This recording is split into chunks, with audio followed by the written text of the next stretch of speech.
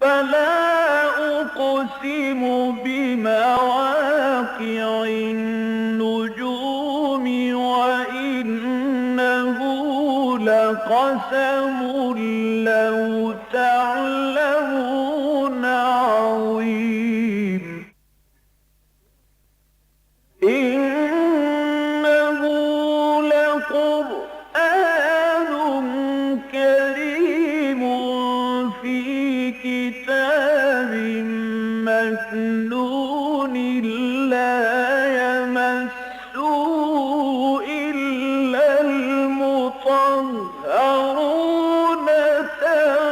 تنزيل من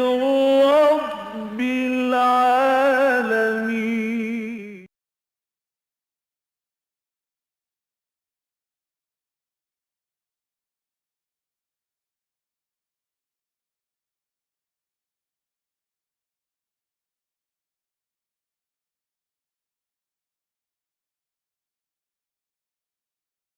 أعوذ بالله من الشيطان الرجيم بسم الله الرحمن الرحيم أإذا متنا وكنا ترابا وعظاما أإنا لمبعوثون أو آباؤنا الأولون قل نعم وأنتم داخرون فإنما هي زجرة واحدة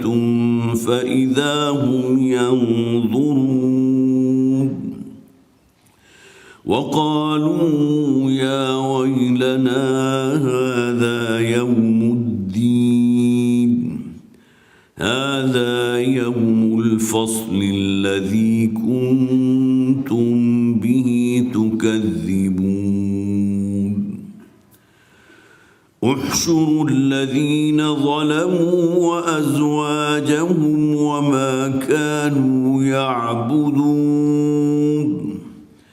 وما كانوا يعبدون من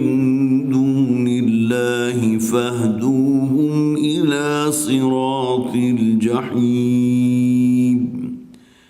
وقفوهم إنهم مسؤولون ما لكم لا تناصرون بل هم اليوم مستسلمون وأقبل بعضهم على بعض يتساءلون قالوا إنكم كنتم تأتوننا عن اليمين قالوا بل لم تكونوا مؤمنين وما كان لنا عليكم من سلطان بل كنتم قوما طاغين فحق علينا قول ربنا إنا لذائقون فأغويناكم إنا كنا غاوين فإنهم يومئذ في العذاب مشتركون إنا كذلك نفعل بالمجرمين إنهم كانوا إذا قيل لهم لا إله إلا الله يستكبرون ويقولون أئنا لتاركو آلهتنا لشاعر مجنون بل جاء بالحق وصدق المرسلين صدق اللہ العظیم. رب اشرح لی صدری ویسر لی امری واحلل عقدۃ من لسانی یفقهوا قولی. اللہم الہمنا رشدنا واعذنا من شرور انفسنا آمین یا رب العالمین. سورہ صافات کی ہم 15 آیات پڑھ چکے تھے پچھلی مرتبہ. 16ویں آیت سے آج میں نے آپ کے سامنے تلاوت کی ہے. تقریباً نصف رکوع جو ہے وہ پہلا ہے اور تقریباً نصف ہی دوسرا رکوع ہے جو میں نے آپ کو پڑھ کر سنایا. اس سورہ مبارکہ کی بھی ابتدائی 5 آیات جو تھی وہ قسموں پر مشتمل تھی. والصافات صفا فالزاجرات زجرا فالتالیات ذکرا. 5 نہیں بلکہ 3 آیات. اور اس کے بعد مقسم علیہ تھا ان الہکم لواحد. گویا کہ قسمیں کس شے پر کھائی گئیں کہ توحید کا جو اصل جسے آپ کہیے کہ جو مضمون قرآن کی مکی صورتوں کی زینت ہے. ان الہکم لواحد، یقیناً تمہارا الہ جو ہے واحد ہے، اکیلا ہے، احد ہے. اور تفصیل سے میں نے اس ضمن میں ذکر کیا تھا کہ احد اور واحد میں کیا فرق ہے پچھلی مرتبہ. اس کے بالکل برعکس دیکھیے، اس سے متصل قبل جو ہم نے صورت پڑھی تھی سورہ یاسین، اس میں یاسین والقرآن الحکیم انک لمن المرسلین. وہاں حروف مقطعات صرف 2 کی تعداد میں یاسین، اور اس کے بعد قرآن کو جو گواہ بنایا گیا، جو قرآن کی قسم کھائی گئی. والقرآن الحکیم، قسم ہے اس قرآن حکیم کی. انک لمن المرسلین، کہ اے نبی صلی اللہ علیہ وسلم آپ ہیں فرستاداؤں میں سے، آپ ہیں بھیجے ہوں میں سے، رسولوں میں سے. گویا کہ سورہ یاسین میں مقسم علیہ تھے محمد رسول اللہ صلی اللہ علیہ وسلم، اور اس سورہ صافات میں مقسم علیہ اللہ تعالیٰ کی ذات ہے. ان الہکم لواحد. اس کے بعد جو آیات ہم نے پڑھی تھی، رب السماوات وما بینہما ورب المشارق، وہ زمین و آسمان کا رب بھی ہے اور جو کچھ اس کے مابین ہے، سب کا پیدا کرنے والا، سب کا رب، سب کا خالق اور مالک، اور رب المشارق، اور تمام مشرقوں کا رب بھی ہے. اور اس کے بعد آگے فرمایا تھا انا زینا بزینت، انا زینا السماء الدنیا بزینت للکواکب. اب یہاں جو کواکب کا ذکر کیا گیا، ستاروں کا جو ذکر کیا گیا، تو وہ خاص پس منظر میں، اس لیے کہ جو بھی اس زمانے میں کاہن موجود تھے جبکہ قرآن حکیم نازل ہو رہا تھا، عرب میں کاہنوں کا بڑا رواج تھا، اور ان کے قبضے میں چونکہ کچھ نہ کچھ جو ہے کوئی بدروحیں ہوتی تھیں، یا یہ کہہ لیجیے کہ جنات ہوتے تھے، کوئی شیاطین ہوتے تھے کہ جو کچھ خبریں اچکنے کی کوشش کرتے تھے. ملائے اعلیٰ تک اللہ تعالیٰ کے جو احکامات پہنچتے تھے زمین والوں کے لیے،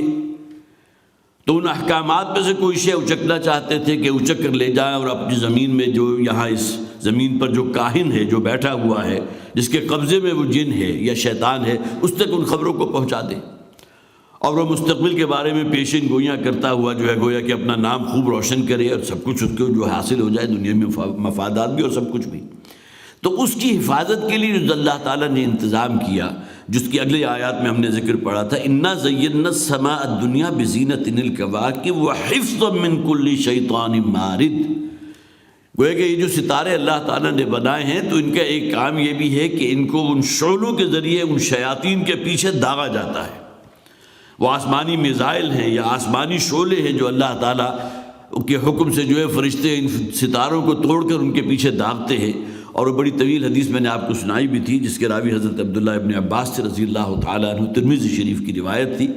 کہ جس میں نبی اکرم صلی اللہ علیہ وسلم نے سوال کیا تھا ایک موقع پر، جبکہ آپ چند صحابہ کے ساتھ مسجد نبوی میں موجود تھے. اچانک اس ستارہ ٹوٹا اور پورا ماحول روشن ہو گیا.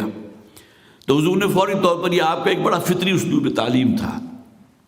کہ جو ایام جاہلیت ہوتے تھے ان میں ان تمام چیزوں سے کیا شے مراد لی جاتی تھی. تو آپ نے حضرت عبداللہ ابن عباس رضی اللہ تعالیٰ عنہ کو مخاطب کر کے کہا کہ تمہارا جو ایام جاہلیت کا جو زمانہ تھا، اس میں اگر اس طرح کا کوئی واقعہ ہو جائے، تم دیکھو کہ ستارہ ٹوٹ کر جو ہے ایک طرف کو گویا کہ اس پورا ماحول کو روشن بھی کر دیا اور وہ ٹوٹ کر ایک طرف کو گر پڑا، تو تم کیا خیال کرتے تھے؟ تو انہوں نے کہا ہمارا یہ خیال ہوتا تھا کہ کسی بڑے آدمی کا انتقال ہو گیا. تو اس پر نبی اکرم صلی اللہ علیہ وسلم نے فرمایا وہ دور جاہلیت کی باتیں تھیں. اصلاً اللہ تعالیٰ نے جو وحی آسمانی ہے یا جو فرشتے قضائے قدر و کن کے لیے اللہ تعالیٰ نے مقرر کر رکھے ہیں، ان کے لیے جب احکامات جاری کیے جاتے ہیں تو یہ شیاطین جنات میں سے بھی اور پھر ان شیطانوں میں سے بھی جو ہے اس کو اچکنے کی کوشش کرتے ہیں. تو اللہ تعالیٰ یہ ان کے پیچھے آسمانی میزائل جو ہے، میزائل تو اس زمانے میں کوئی شخص بھی واقف نہیں تھا، لیکن یہ شعلہ ان کے پیچھے لپکتا ہوا شعلہ اللہ تعالیٰ داغتے ہیں تاکہ ان کو وہاں سے بھگا دیں، وہاں سے دفع کر دیں. اسی کا ذکر ہو رہا ہے وَحِفْظًا مِّن كُلِّ شَيْطَانٍ مَارِدٍ لَا يَسَّمَّعُونَ إِلَى الْمَلَإِ الْأَعْلَىٰ وَيُقْذَفُونَ مِن كُلِّ جانب، اور ان پر ہر طرف سے جو ہے وہ شعلے داغے جاتے ہیں، دُحُورٌ، ان کو دھتکارنے کے لیے، وَلَهُمْ عَذَابٌ وَاصِبٌ، اور اس کے بعد ان کے لیے وہ عذاب تو ہے ہی ان کا منتظر کہ جو ہمیشہ کا عذاب ہے۔ إِلَّا مَنْ خَطِفَ الْخَطْفَةَ فَأَتْبَعَهُ شِهَابٌ ثَاقِبٌ، سوائے اس کے کہ کوئی جن، شریر جن جو ہے یا شیطان لعین جو ہے وہ کوئی وحی کا معاملہ کوئی اچک کر لے جانا چاہے تو اس کا پھر تعاقب پکڑتا ہے بِشِهَابٍ ثَاقِبٍ۔ وہ شہاب ثاقب کی اصطلاح ہم بھی استعمال کرتے ہیں اور اسی اصطلاح میں استعمال کرتے ہیں جس میں قرآن نے استعمال کی، وہ آسمانی شعلہ کے جو لپکتا ہوا ان کا تعاقب کرتا ہے۔ اس کے بعد چند آیات میں چھوڑ رہا ہوں جو ہم پڑھ چکے ہیں، صرف اس کا میں نے ترجمہ اس لیے کر دیا کہ چونکہ آج ہمارا درس بھی اسی موضوع پر اور آگے چل رہا ہے، اور خاص طور پر توحید کا موضوع اس اعتبار سے بھی کہ ان لوگوں کے ہاں جو یہ ایک عقیدہ موجود تھا کہ مرنے کے بعد کی زندگی کے قطعاً کسی طرح قائل نہیں تھے اکثر و بیشتر لوگ، اور یہ الفاظ ان کے قرآن میں کئی مقامات پر موجود ہیں۔ وَقَالُوا إِنْ هَذَا إِلَّا سِحْرٌ مُبِينٌ، یہ قرآن ہے تو ایک جادوئی کلام، اس کے اندر اثر ہے، جادو والا اثر ہے، یہ انسانوں کو مسخر کرتا ہے۔ اَإِذَا مِتْنَا وَكُنَّا تُرَابًا وَعِظَامًا إِنَّا لَمَبْعُوثُونَ، لیکن یہ جو تمہارے رسول محمد کہہ رہے ہیں صلی اللہ علیہ وسلم کہ جب ہم مر جائیں گے اور مٹی میں مل کر مٹی ہو چکے ہوں گے اور ہماری ہڈیاں بھی بھربھری ہو چکی ہوں گی، ختم ہو چکی ہوں گی، إِنَّا لَمَبْعُوثُونَ إِنَّا لَمَبْعُوثُونَ، کیا ہمیں دوبارہ زندہ کر دیا جائے گا؟ أَوَ آبَاؤُنَا الْأَوَّلُونَ، بھلا ہمارے وہ باپ دادا جو ہم سے کہیں پہلے ہو گزرے، جو اولین میں سے ہے، انہیں بھی زندہ کر دیا جائے گا؟ قُلْ نَعَمْ وَأَنْتُمْ دَاخِرُونَ، اے نبی آپ اعلان کر دیا، انہیں بتا دیجئے کہ لازماً یہ ہوگا وَأَنْتُمْ دَاخِرُونَ، اور اس دن تم ہوگے جو انتہائی ذلت اور رسوائی سے ہمکنار ہوگی۔ اس لیے کہ آج جو تم بلند باغ باتیں کر رہے ہو کہ کیسے ممکن ہے ہمارے آباء و اجداد کو دوبارہ زندہ کر دیا جائے، اللہ تعالیٰ تو قادر ہے، اور جیسے کہ میں نے عرض کیا تھا سورہ یاسین میں بھی ہم نے پڑھا، اللہ تعالیٰ فوراً متوجہ کرتا ہے انسان کو، ذرا اس دنیا میں جو تمہاری تخلیق ہوئی ہے اس کے آغاز پر بھی تو غور کرو، اور کہاں سے تمہارا یہ پورا جسم بن گیا، کیسے اللہ تعالیٰ نے تمہاری تخلیق کی ہے، کیسے تمہیں گندے پانی کی بوند تھے کہ جو ٹپکائی گئی اور اس کے بعد اسی کو اللہ تعالیٰ نے مختلف مدارس سے گزار کر ایک مکمل انسان کی شکل میں تبدیل کر دیا۔ تو کیا وہ اللہ اس بات پر قادر نہیں کہ تمہیں دوبارہ زندہ کر دے؟ تو مکی صورتوں میں یہ جو اس بات آخرت کے حوالے سے، مرنے کے بعد کی زندگی اور جزا و سزا، اس حوالے سے جو دلیل پیش کی گئی ہے وہ اسی حوالے سے کہ تم اپنے آغاز پر غور کرو کہ اللہ تعالیٰ کو اتنا تم بے قدر سمجھتے ہو، کیا اس کے پاس یہ قدرت نہیں ہے کہ تمہیں دوبارہ زندہ کر دے؟ آباؤنا الاولون قل نعم وانتم داخرون، یہاں اس بات کو ریپیٹ نہیں کیا گیا، ذرا اپنی تخلیق اول پر ذکر کرو، لیکن یہ ضرور کہہ دیا گیا انتم داخرون، اس دن تم ہوگے ذلیل و رسوا۔ آج جو علی اعلان اس بات کے قائل ہو کہ مرنے کے بعد کی کوئی زندگی نہیں ہے، کوئی حساب کتاب نہیں ہے، کوئی جواب دہی نہیں کہیں، کوئی جنت اور دوزخ نہیں، اس تمام جب ڈھکوسلے ہیں، اس دن تمہیں معلوم ہوگا کہ تم ہی ذلت اور رسوائی سے دوچار ہونے والے ہو۔ فَإِنَّمَا هِيَ زَجْرَةٌ وَاحِدَةٌ فَإِذَا هُمْ يَنظُرُونَ، اور پھر وہ اٹھانا ہوگا ایک اچانک ہی چنگھاڑ کی بنیاد پر، جسے ہم نفخہ ثانی کہتے ہیں۔ نفخہ اول کیا ہے؟ جبکہ ایک بہت بڑی ہلاکت اس پوری کائنات پر وادر ہو جائے گی، ہر زندہ شے جو ہے وہ کل شیء ہالک الا وجہہ، سوائے اللہ تعالیٰ کے روح انور کے ہر شے پر ہلاکت طاری ہو جائے گی۔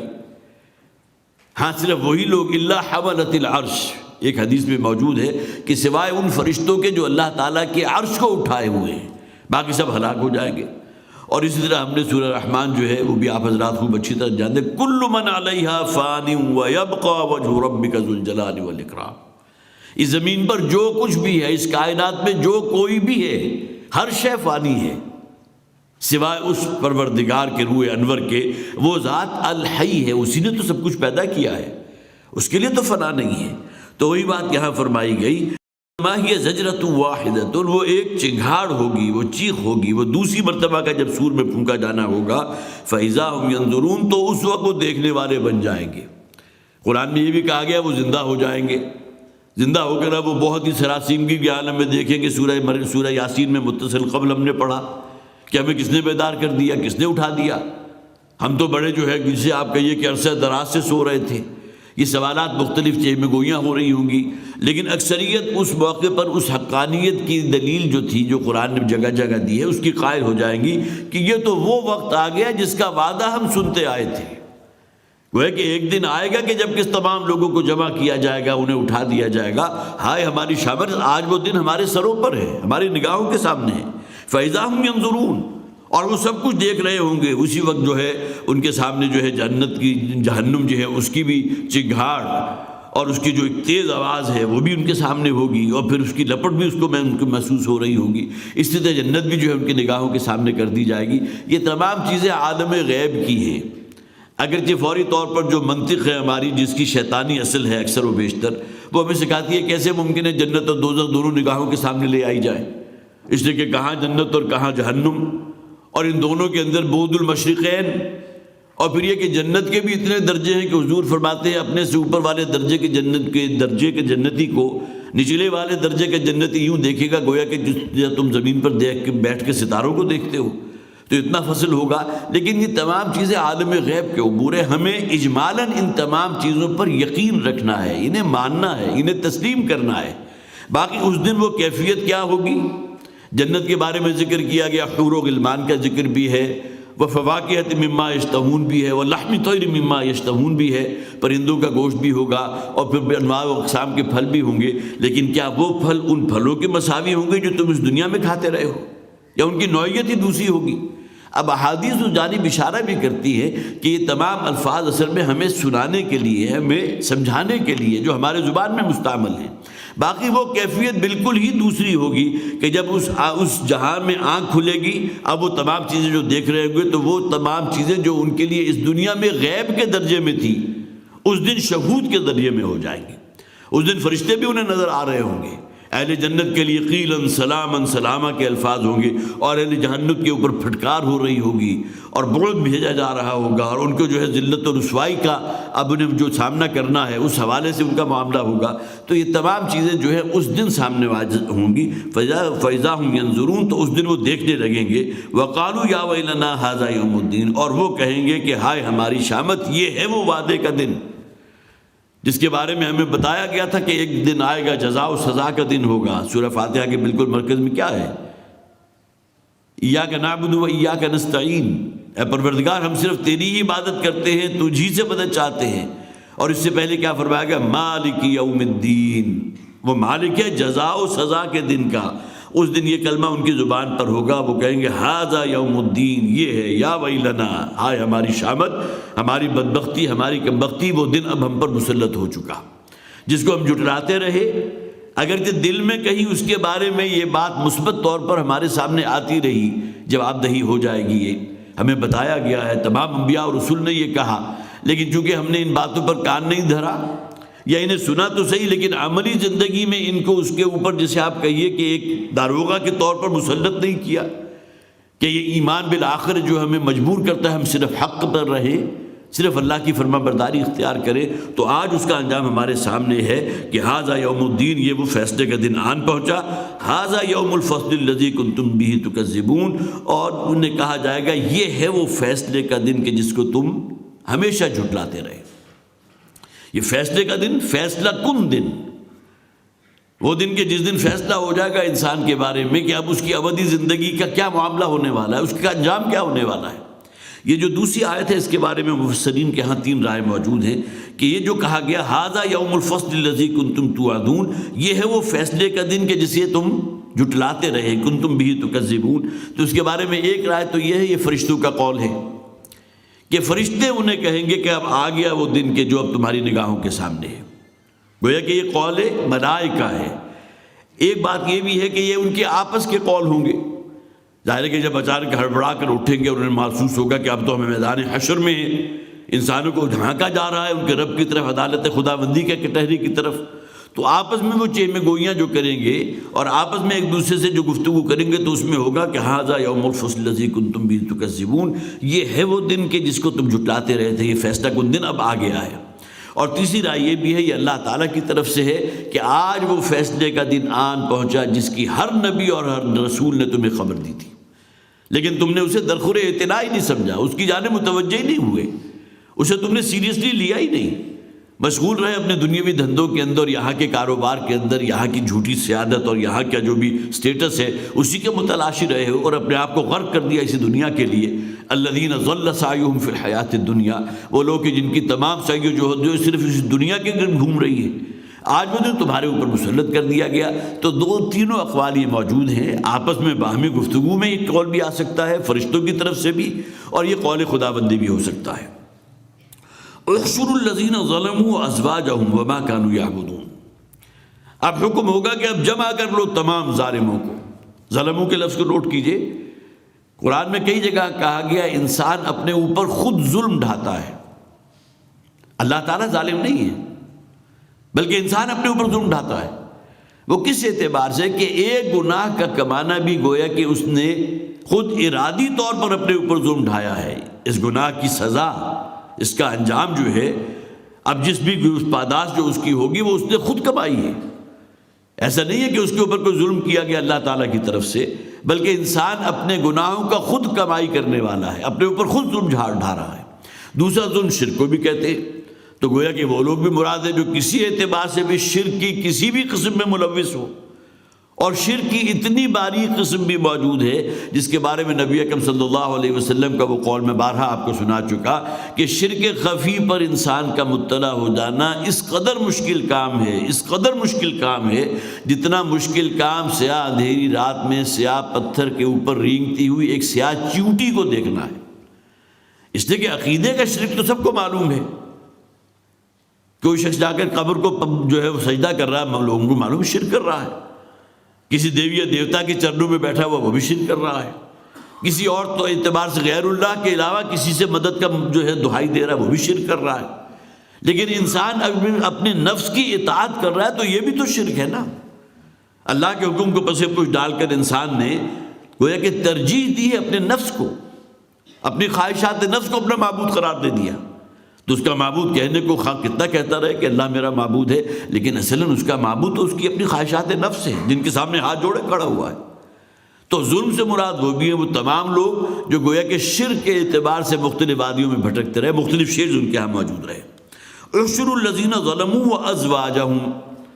ازواج کے لفظ قرآن حکیم میں بھی آیا، اور اس کے علاوہ 12 زوج اصل میں جوڑے کو کہتے ہیں۔ مرد کا جوڑا عورت ہے، اسی طرح سورج ہے تو چاند ہے اس کا، اسی طرح روشنی ہے تو تاریکی ہے، یہ ایک دوسرے کے ازواج کہلاتے ہیں۔ تو اسی اعتبار سے مفسرین نے اس سے 3 باتیں جو اخذ کی ہیں، ان میں سے سب سے پہلی تو یہ ہے کہ ممکن ہے کہ یہاں مراد ان کی اپنی بیویاں ہی ہوں، اس لیے کہ عام طور پر ہمارا بھی مشاہدہ یہ ہے کہ اللہ تعالیٰ جو جوڑے اس دنیا میں بناتا ہے تو معلوم ہوتا ہے کہ بالکل ایک جیسے یکساں ہی دونوں کی سوچ ہوتی ہے۔ اگر ابو لہب تھا تو اس کی بیوی کون تھی؟ ام جمیل۔ ان دونوں کا ذکر قرآن حکیم میں موجود ہے۔ اللہ ماشاء اللہ بہت کم ہوا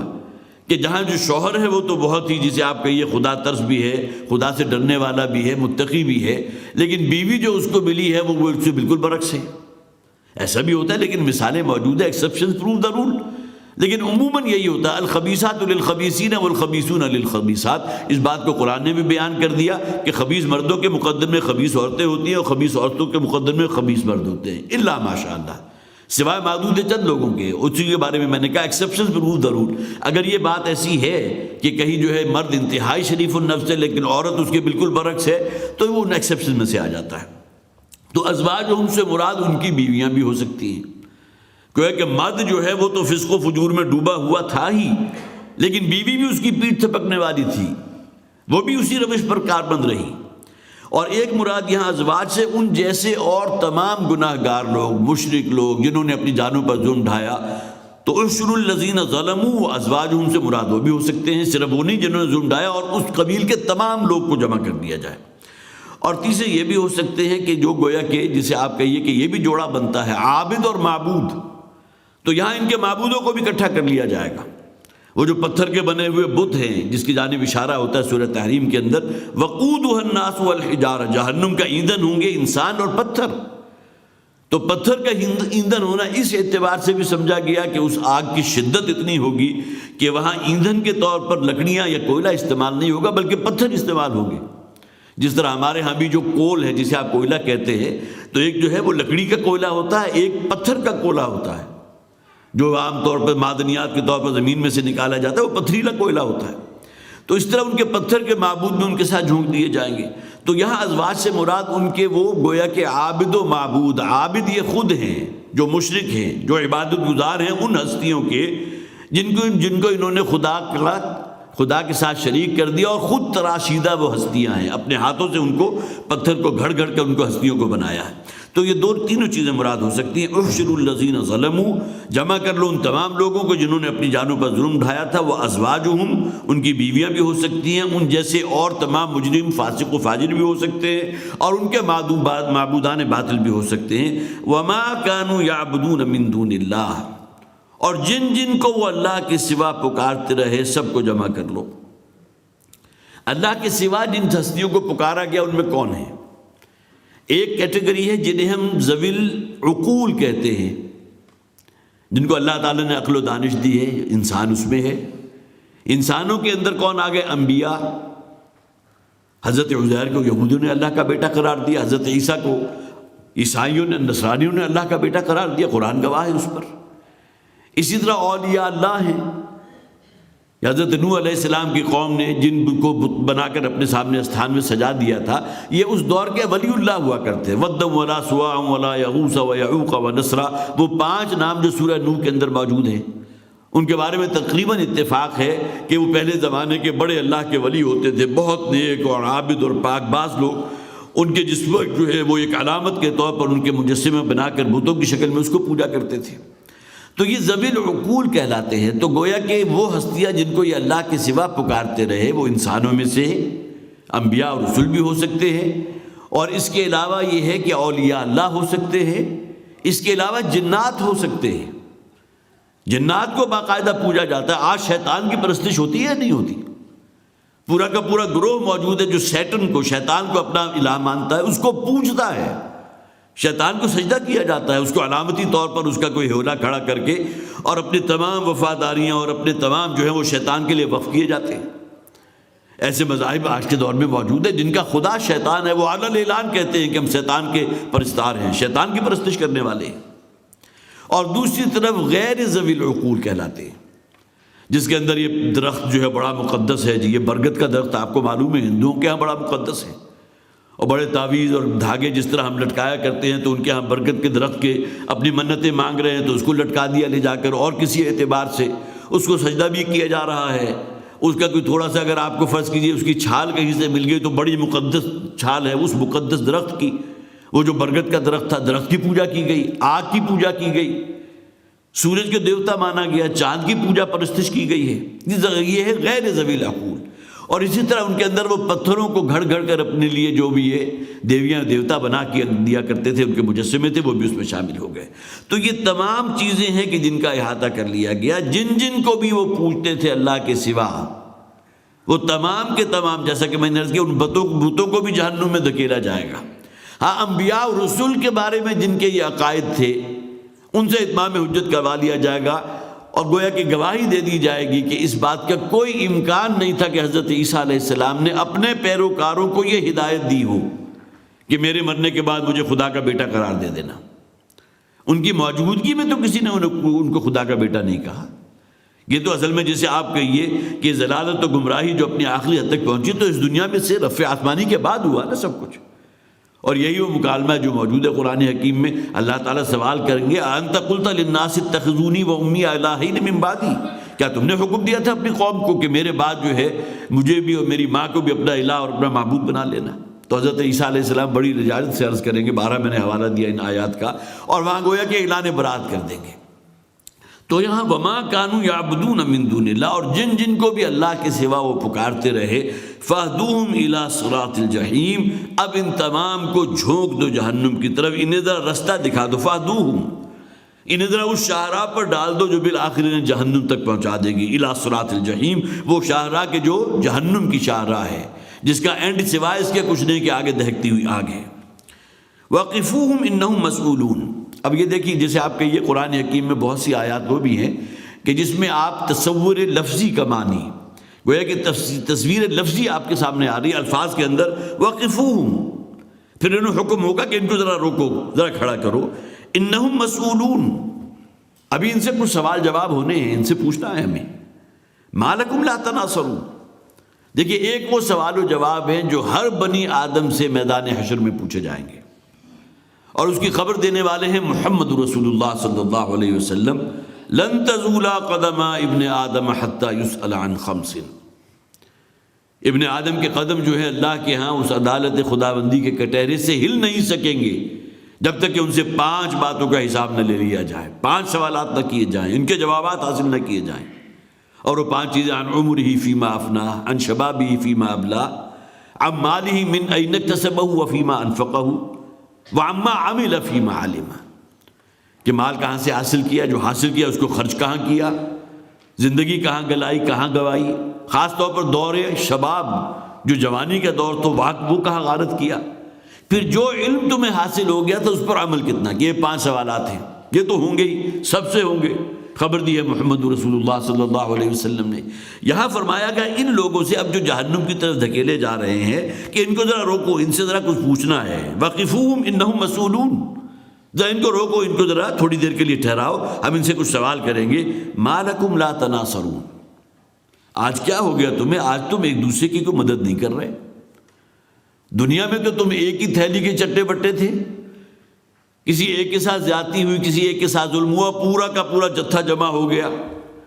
آج بھی آپ نے اس کا مشاہدہ کیا ہوگا، کہیں سڑک کے اوپر کوئی حادثہ ہو جائے اور خواہ وہ جس نے حادثہ کیا ہو کسی شخص کی جان بھی اس میں چلی جائے، اب جو بھی آپ اگر جو ہے وہ رکشے والا ہے فرض کیجئے، اور آپ اس کی طرف بڑھے ہیں کہ تمہاری غلطی کی وجہ سے ہے، تو تمام رکشے والے اپنے رکشے روک کر اپنے اس بھائی کی مدد کرنے کو پہنچ جاتے ہیں نہیں؟ اسی طرح کوئی پٹھان کے ساتھ اگر کوئی ایسا معاملہ ہو جائے تو تمام جو بھی جمعیت ہے پٹھانوں کی، وہ تمام ان کی ہمراہی بن جاتے ہیں اور ان کے ہاتھ دست و بازو بن جاتے ہیں۔ تو دنیا میں تو تم ایک ہی تھیلی کے چٹے بٹے تھے، ایک دوسرے کی مدد کرنے والے تھے، آڑے ہاتھوں میں ایک دوسرے کی جو ہے وہ خبر گیری کرنے والے تھے، ان کے لیے بڑا جو ہے اپنی وفاداری تم ظاہر کرتے رہے۔ آج تمہیں کیا ہو گیا؟ آج تو نفسا نفسی ہے، آج تو کوئی شخص کسی دوسرے کو نہیں پوچھ رہا۔ ما لکم لا تناصرون، کیوں ایک دوسرے کی مدد نہیں کر رہے؟ کیوں ایک دوسرے کے گناہوں کا بوجھ نہیں اٹھا رہے؟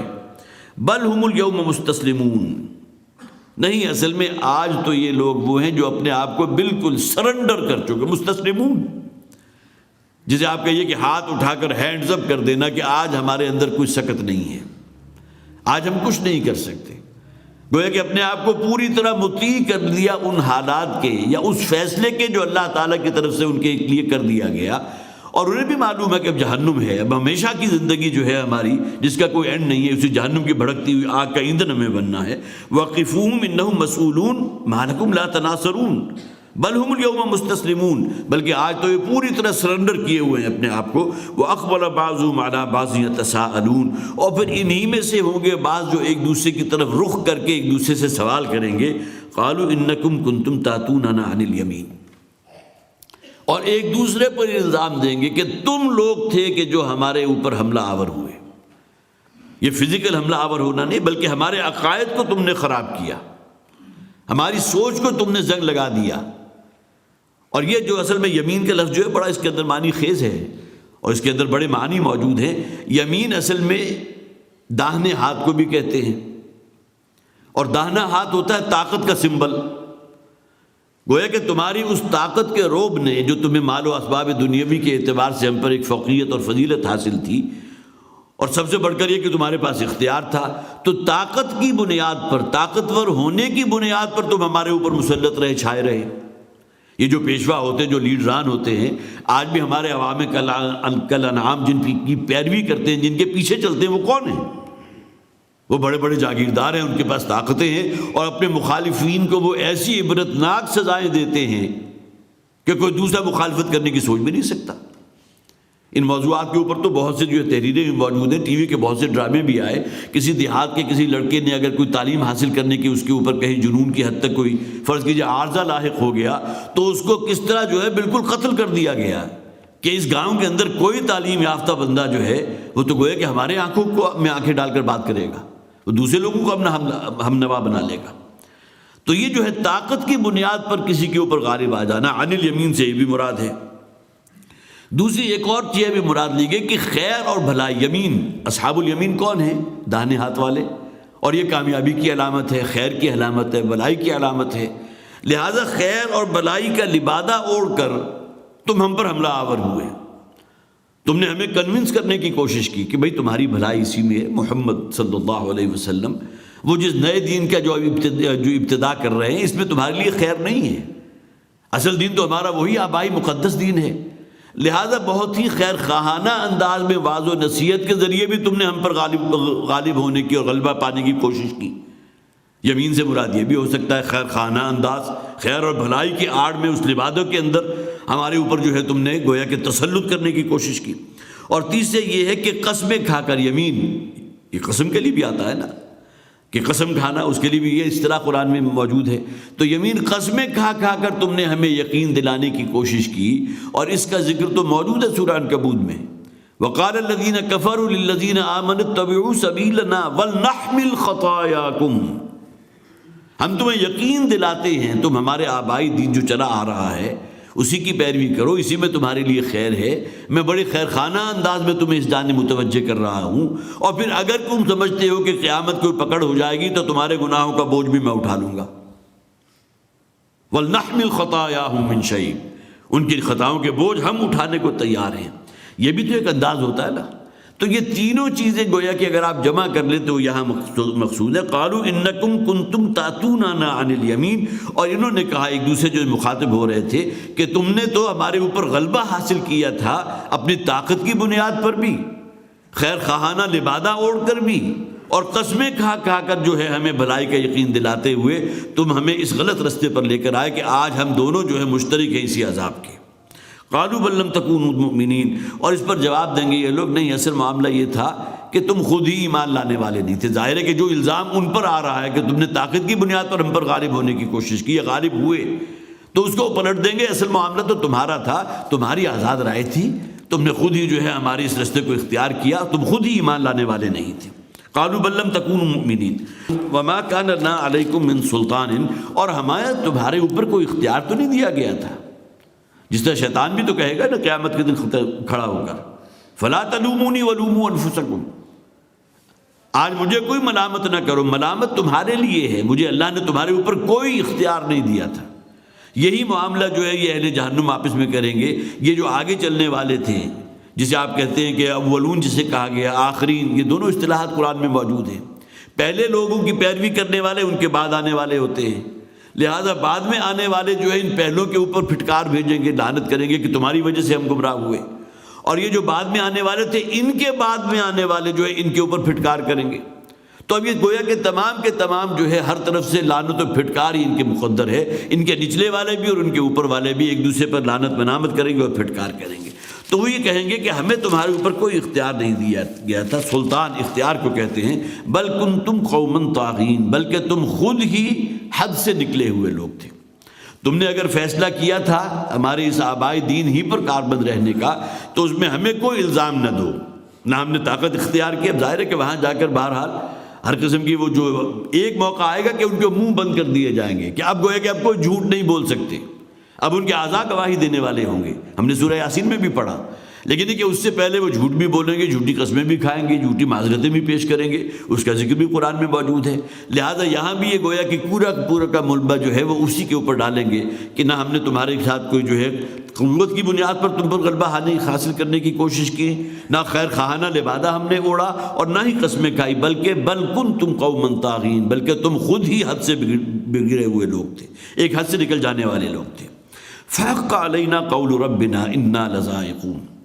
اب گویا کہ یہ پورا مجمع اس بات پر متفق ہو گیا جو اہل جہنم ہیں، جنہیں دھکیلا جا رہا ہے جہنم کی طرف، کہ فحق علینا قول ربنا، یہ بات اب مسلم ہے، اس بات اس حقیقت کو تسلیم کر لو کہ ہمارے اوپر ہمارے رب کا قول اب صادق آ چکا ہے۔ اب وہ جو وعدہ کیا گیا تھا ہم سے جہنم کا، جہنم کی دہکتی ہوئی آگ کا، اور اس کے اندر جو اللہ تعالیٰ کی طرف سے عذاب ہوں گے، وہ اب ہمارا مقدر بن چکا ہے، اس بات کو تسلیم کر لو۔ اب خام ایک دوسرے کو الزام تراشی کرنے کا کوئی موقع نہیں ہے، نہ اس کی وجہ سے کسی کی گلو خلاصی ہو سکے گی، اس لیے کہ اب کوئی عدالت اور تو ہے نہیں کہ جس میں اپنا مقدمہ لے کر جائیں اور ایک دوسرے پر الزام دھریں، جس طرح دنیا میں ہوتا ہے کہ جج صاحب کے ہاتھ میں اختیار دیا گیا، اب کوئی اور جج نہیں ہے، فیصلہ ہو چکا ان کا۔ فحق علینا قول ربنا، اب ہمارے اوپر ہمارے رب کا قول جو ہے وہ ثابت ہو چکا ہے، وہ قول صادق آ چکا۔ انا لذائقون، اب تو ہمیں مزہ چکھنا ہے۔ کس شے کا مزہ چکھنا ہے؟ جہنم کے عذاب کا. فَأَغْوَيْنَاكُمْ إِنَّا كُنَّا غَاوِينَ. ابھی بھی تھوڑی سی دلیل بازی جو ہے وہ جاری ہے. وہ کہیں گے فَأَغْوَيْنَاكُمْ، ہاں ہم نے تمہیں اغوا تو ضرور کیا، راہ حق سے باطل کے اوپر ہم نے تمہیں گامزن کرنے کی پوری کوشش کی، اور تمہیں لے بھی آئے، کامیاب بھی ہوئے. اس بات کو تسلیم کریں گے کہ ہم نے تمہیں گمراہ کیا. انا کننا غاوین، اس لیے کہ ہم خود بھی گمراہ تھے. اس دنیا میں تو ہر شخص اپنے آپ کو حق پر سمجھتا ہے نا. ابو جہل کا جو بھی ایک جتھا تھا، جو بھی چوپال تھی، اور اس چوپال کے جتنے بھی سینکڑوں افراد اس کے جو ہے جسے آپ کہیے کہ ایک اشارے پر اپنی جان اس کے لیے قربان کرنے کو تیار تھے، لیکن وہاں ابو جہل تو اپنے آپ کو حق پر سمجھتا تھا. یہ الگ بات ہے کہ اس کا ضمیر اسے کتنا کچھ ملامت کرتا ہوگا، یا جب فرشتے اس کی روح قبض کرنے آئے ہوں گے تو اس کی کیفیت کیا ہوگی کہ یہ تمام سب کا سب ڈرامہ نکلا، میں کیا کچھ سوچتا رہا، ان میں سے کوئی شے میری مدد کرنے کے لیے آج موجود نہیں ہے. اب گویا کہ جہنم بھی دہکتی ان کی نگاہوں کے سامنے اس وقت لے آئی جاتی ہے. پھر ایام برزخ جو ہے اس کے اندر تو وہ ریفلیکشن ہوگی ہی، یا انہا لجنت ابدا لنار ابدا، یا جنت ہے یا جہنم ہے، اس کی ریفلیکشن قبر کے اندر بھی موجود ہے. فاغویناکم انا کننا غاوین، ہم تسلیم کرتے ہیں ہم نے تمہیں اغوا کیا ہے، ہم نے اپنی طاقت بھی استعمال کی، اور پھر اس کے ساتھ ساتھ جو ہے خیر خواہانہ انداز بھی استعمال کیا تھا. ظاہر ہے ہر شے تو حقیقت ہے، لیکن ہم خود بھی تو گمراہ تھے نا. تمہیں اللہ نے سوچ دی تھی، تمہیں اللہ نے سمجھ دی تھی، کیوں نہیں الگ ہو گئے ہم سے؟ کیوں ہم پر اندھا اعتماد کیا، اندھا یقین کیا؟ فَإِنَّهُمْ يَوْمَئِذٍ فِي الْعَذَابِ مُشْتَرِكُونَ، تو اب یہ لوگ ہوں گے کہ جو اس عذاب میں سب کے سب جمع کر دی، مشترک ہے اب وہ تمام کے لیے. جو ان کے اندر جو بھی پیشوا ہیں، ان کے آگے آگے چلنے والے جو ہیں، جو ان کے مذہبی بڑے ٹھیکیدار بنے بیٹھے تھے، جو متوکلی تھے اس وقت کعبے کے، کلید بردار بھی تھے ان میں سے، یہ تمام لوگ بھی ہوں گے، اور ان کے جو متبعین تھے، ان کے جو اتباع کرنے والے ہیں، ان کے جو پیروکار ہیں، وہ بھی ان میں موجود ہوں گے. کہیں قرآن حکیم میں یہ بھی کہا اولاہم و اخراہم، جو پہلے لوگ تھے اور جو بعد میں آنے والے پہلوں پر لعنت ملامت کریں گے، اور یہ جو پہلے جو بعد میں آئے ہیں ان کے بعد آنے والے ان کے اوپر لعنت ملامت کریں گے. تو فرمایا وَفَإِنَّهُمْ يَوْمَئِذٍ فِي الْعَذَابِ مُشْتَرِكُونَ، اور گویا کہ آج کے دن جو ہے اس عذاب کے اندر سب لوگ برابر ہیں. اس میں کیا پہلے اور کیا بعد میں آنے والے، کیا مذہبی پیشوا اور کیا ان کے متبعین، یہ جو بھی جہل جہنم تھے جو مستحق ہو گئے اس کے، آج وہ اس میں سب مشترک ہیں. اِنَّا كَذَلِكَ نَفْعَلُ بِالْمُجْرِمِينَ، اسی طرح کا ہم معاملہ کیا کرتے ہیں اپنے مجرموں کے ساتھ. آخر کتنی بڑی انسانوں کی تعداد ہے جنہیں ان کے جرم کی پاداش میں اسی دنیا میں ہلاک کر دیا گیا. یہ مصر کے رہنے والے جو قوم فرعون تھی، کتنی مہذب، کتنی متمدن، قوم عاد جن کا ذکر قرآن کرتا ہے کہ وہ بڑی بڑی میخوں والے، اونچی اونچی عمارتوں والے، بڑی مثالی تہذیب، یہ تمام کے تمام اس دنیا میں بھی تو ہلاک کیے گئے نا. ہاں وہ آخرت کی جو اخروی تباہی اور ہلاکت ہے وہ یقیناً ہے. اِنَّا كَذَلِكَ نَفْعَلُ بِالْمُجْرِمِينَ، ان میں سے کچھ مجرم وہ بھی تھے جن کو ہم نے اس دنیا میں بھی بھرپور عذاب دیا، عذاب خداوندی کا مزہ انہوں نے اس دنیا میں بھی چکھا، اور پھر یہ کہ اب آخرت میں تو کہہ دیا گیا جیسے کہ ہم نے پڑھا فَحَقَّ عَلَيْنَا قَوْلُ رَبِّنَا إِنَّا لَذَائِقُونَ، اللہ تعالیٰ کا وہ قول جو ہے اب ہم پر صادق ہو چکا ہے، ثابت ہو چکا ہے، اب تو ہمیں اس جہنم کے عذاب کا مزہ چکھنا ہی چکھنا ہے. اِنَّا كَذَلِكَ نَفْعَلُ بِالْمُجْرِمِينَ، اسی طرح کا معاملہ کیا کرتے ہیں ہم مجرموں کے ساتھ. إِنَّهُمْ كَانُوا إِذَا قِيلَ لَهُمْ لَا إِلَٰهَ إِلَّا اللَّهُ يَسْتَكْبِرُونَ، یہی وہ لوگ تھے کہ جنہیں جب کہا جاتا تھا کہ اللہ کے سوا کوئی معبود نہیں تو اڑ جایا کرتے تھے. استکبار،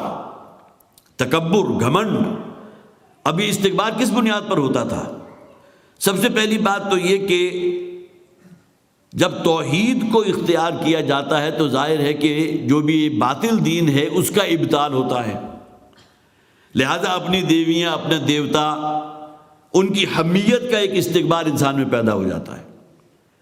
کہ جن کو آج تک خدا مانتے رہے، جن کو حاجت روا سمجھتے رہے، مشکل کشا سمجھتے رہے،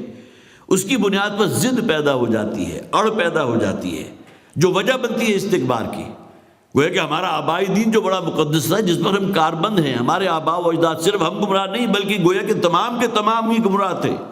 اس بات کو تسلیم کرنے کو تیار نہیں. ضد پیدا ہو گئی، آڑ پیدا ہو گئی، سرکشی پیدا ہو گئی، استکبار پیدا ہو گیا.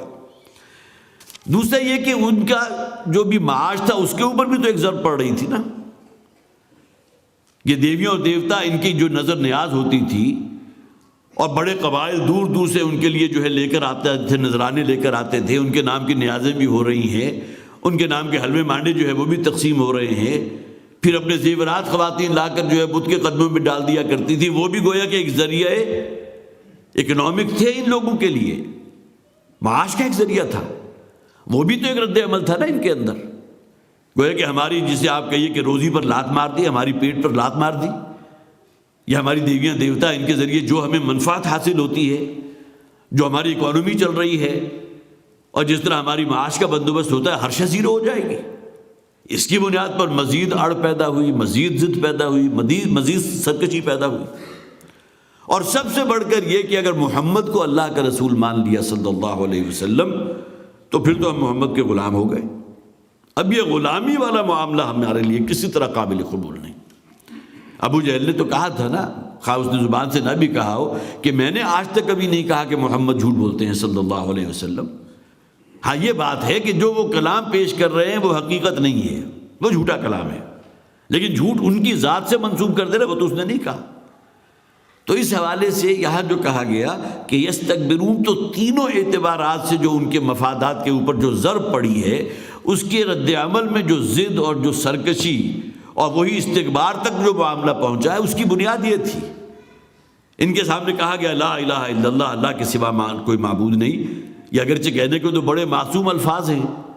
لیکن اس کے اندر جسے آپ کہیے جو قیامت مضمر ہے، گویا کہ تمام معبودان باطلہ کا ابطال ہو گیا، ختم، نفی، زیرو، کسی کے پاس کوئی اختیار نہیں۔ پھر ان کے پیٹ کے اوپر لات پڑ رہی ہے، جو بھی نذرانے آتے تھے وہ سب کے سب ختم ہو گئے۔